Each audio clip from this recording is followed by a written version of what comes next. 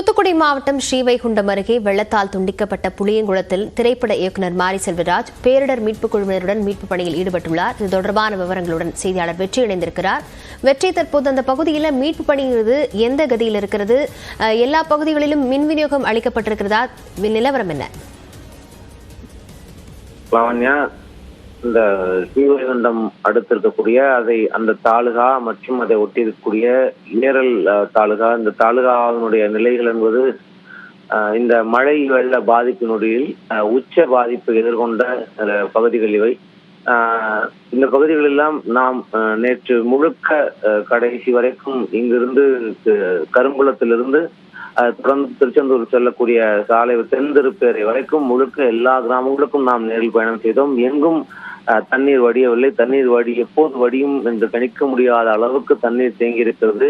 அந்த மக்களுக்கு மின் விநியோகம் கிடையாது, உணவு கிடையாது, வீடுகள் இடிக்கப்பட்டிருக்கிறது, வீடுகள் எல்லாம் இடிந்து தண்ணீரோடு போயிருக்கின்றன. அது உச்சான ஒரு பரிதவிப்பில் அந்த மக்கள் எல்லாம் இருக்கக்கூடிய ஒரு நிலை என்பது இன்றும் தொடர்ந்து கொண்டிருக்கிறது. எப்படியும் தண்ணீர் வடிவதற்கு அரசு போர்க்கால நடவடிக்கையில் இறங்க வேண்டிய ஒரு தேவை இருக்கிறது. எங்கு பார்த்தாலும் மக்கள் அரசு களத்திற்கு வரவில்லை என்ற மிகப்பெரிய கண்ணீர் குற்றச்சாட்டை முன்வைத்துக் கொண்டிருக்கிறார்கள். தொடர்ச்சியாக பேரிடர் மீட்பு படை தண்ணீர் வடிய அதாவது பிரதான சாலையில் தண்ணீர் வடிந்ததற்காக கிராமங்களுக்குள் அவர்கள் படகு மூலமாக சென்று மக்களை மேற்கொண்டு வருகிறார்கள். அவர்களுக்கு தேவையான நிவாரணங்களை கொடுக்கக்கூடிய பணிகளையும் ஒருபுறம் மேற்கொண்டு வருகிறார்கள்.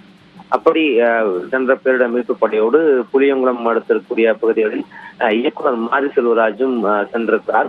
அவர் சென்று அவருடைய சொந்த ஊர் இது. இந்த ஊரினுடைய புவியியல் எந்த வழியாக எந்த ஊருக்கு செல்லலாம், எங்கு எந்த ஊர் இருக்கிறது, எவ்வளவு மக்கள் இருப்பார்கள் என்ற அறிமுகம் அவருக்கு உண்டு. அந்த வகையில் அவரும் அந்த பேரிடர் மீட்பு படையோடு சேர்ந்து முழுக்க ஊர் மக்களையும் அழைத்துக் கொண்டு பல்வேறு பகுதிகளுக்கு நேரில் சென்றிருக்கிறார். கர்ப்பிணி பெண்கள், வயதானவர்கள், முதியோர்கள், இயலாதவர்கள் இப்படி அனைவரும் மீட்கப்பட்டிருக்கிறார்கள். அவருடைய ஒத்துழைப்பை கொடுத்திருக்கிறார் பேரிடர் மீட்பு படைக்கு.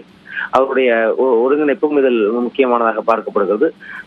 சிவகலை அருகே இருக்கக்கூடிய பெருங்குளம், அப்புறம் ஆலடியூரில் ஒரு சோகம் என்னவென்றால், அந்த வெள்ளத்தில் சிக்கி ஒரு அம்மா இறந்திருக்கிறார்.